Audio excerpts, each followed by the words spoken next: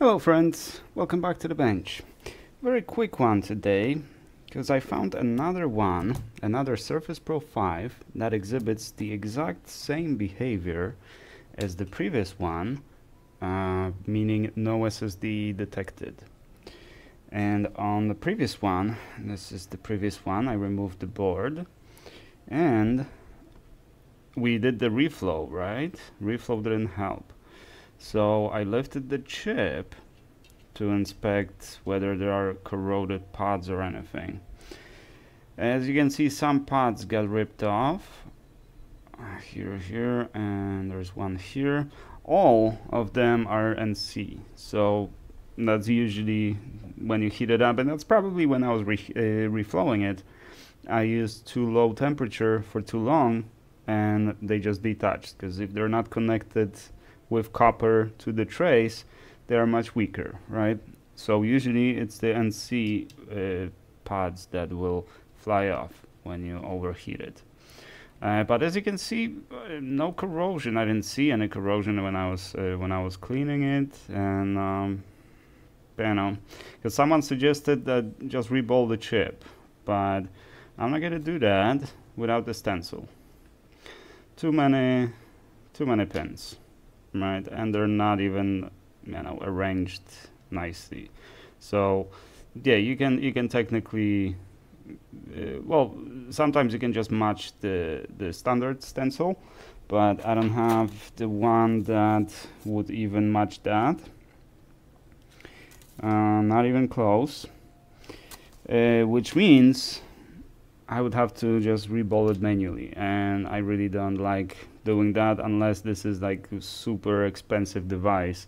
Then I'll do that, but not the device that even well if I was replacing the chip, or if I had any kind of guarantee that the reballing would help, I would try that.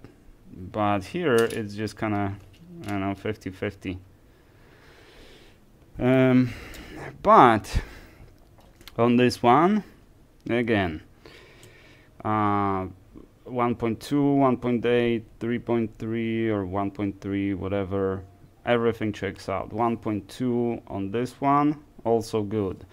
Under thermal camera, same thing. The chip seems to turn on, it heats up, not overheats, there's no shorts, no voltage drops, no nothing. So it just doesn't work. But now the question is, does it not work because of it was dropped? And yes, obviously the screen was completely shattered on it, so it was dropped. So was it because it was dropped, or this chip just gave out, just decided to not work anymore? I just realized my tweezers are a little bent. So let's just do a quick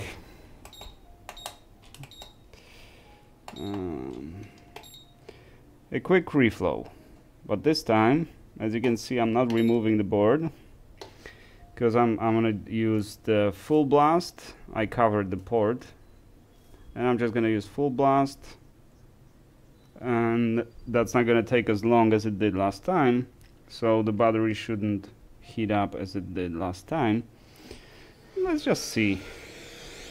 So I'm just gonna heat it, slightly touch it on two sides, maybe give it a little wiggle.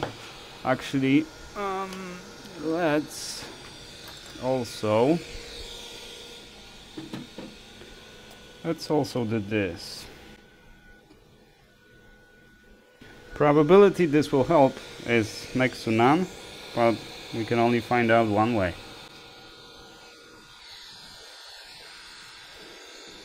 Okay,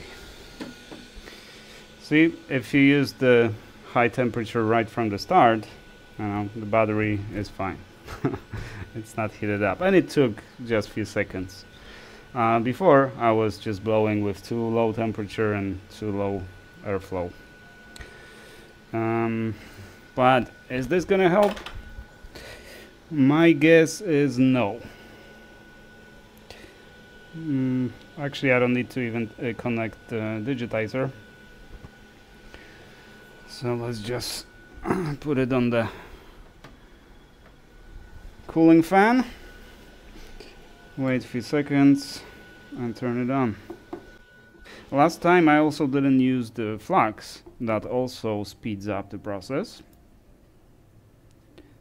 because the solder, well, it heats up, maybe not quick, well, the process takes less time. I think maybe the flux lowers the temperature of the melting temperature, melting point of the solder. It definitely removes oxidation, so you definitely get better contact, but it also speeds up this process here. I'm using Kingbow RMA flux. As you can see, this chip is different than the one on the other one. Not that it matters, I think. It's hard to read because I kind of overheated it, as you can see, as you could see in the previous video. But yeah, it's a different chip. This one's Intel. So yeah, this is sufficiently cooled down. So let's just connect the display. No touch. And let's see, what's your bet? My bet is it didn't help. And if the logo starts flashing, as it did now, well, you can't see that, but yeah, you see those flashes because it tries to find the SSD. So if could not find any bootable device. Well, I didn't connect it touch, but yeah, so the reflow definitely doesn't help in this situation. I mean, it's good to try because maybe, right? But I'm kind of expecting that either there's something wrong, because these die too from time to time, but they always die with a short, right? They always short out, and that's how I know they don't work. I've never seen one that I just couldn't get to the memory chips. And this is just memory chip, so it's the equivalent of this chip, one of two chips here. And in addition, we have the chip for communicating on PCI Express and like power and all that stuff, right? So this is module. Here we only have the memory chip. So is it the chip? Actually, is it the chip's fault? Is the chip faulty, or is something else wrong here? I guess the only way to find out would be to take this chip off, reball it, and put it on another machine that works, right? That would definitely answer our question here. But there's something about Surface Pro 5 failing, the SSD failing, and I'm not sure what it is, but I intend to find out. But at least we know the reflowing does nothing. Anyways, that is it. I'm going to continue investigating this, but probably not today. Happy Memorial Weekend coming up, and I shall see you guys on Tuesday, the earliest, probably.